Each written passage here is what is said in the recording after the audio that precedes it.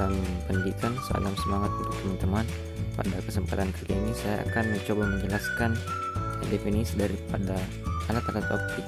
Untuk lebih lanjutnya, mari kita simak video berikut. Optik adalah cabang fisika yang menggambarkan perilaku dan sifat cahaya serta interaksi cahaya dengan materi. Kata optik berasal dari bahasa Latin optiken yang artinya tampilan.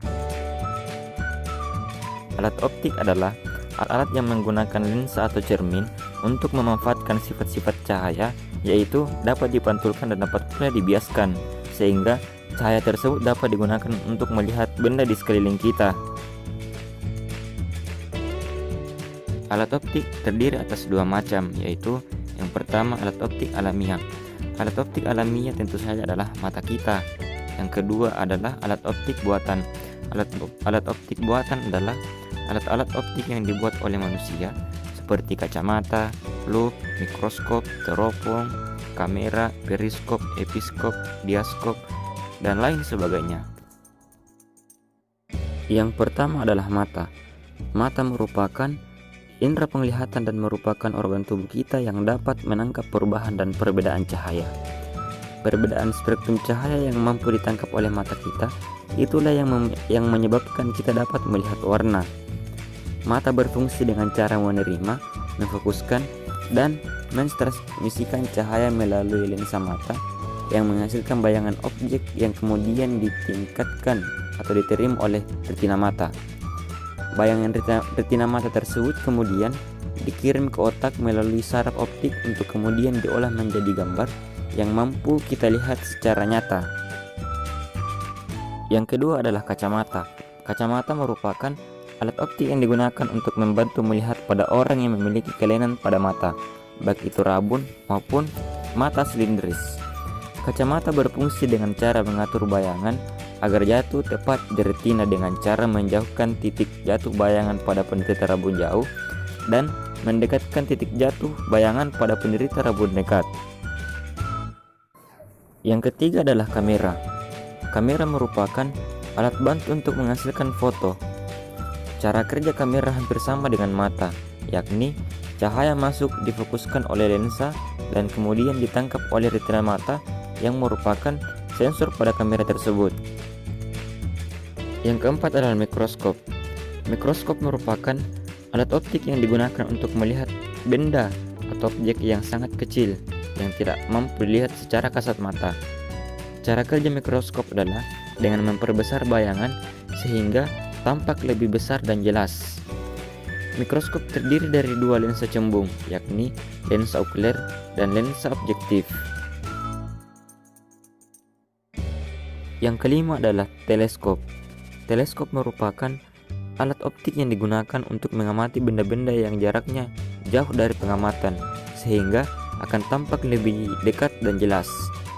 Salah satu tokoh yang pertama kali menemukan teleskop ialah Galileo Galilei.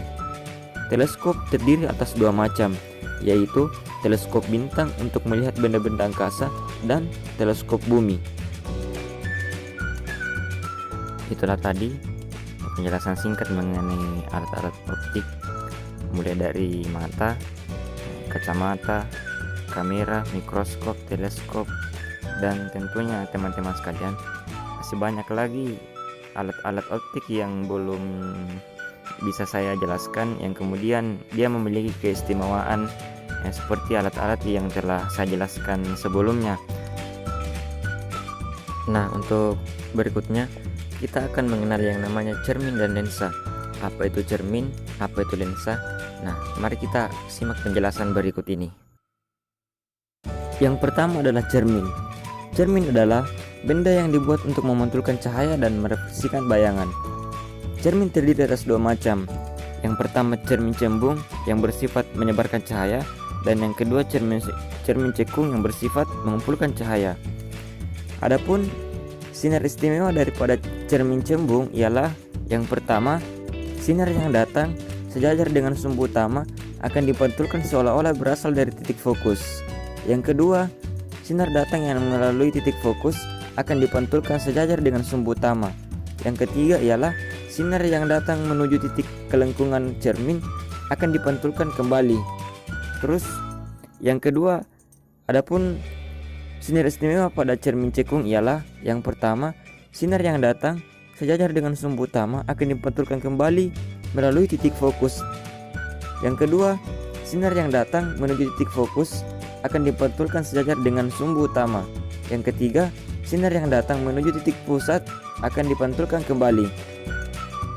Yang kedua adalah lensa.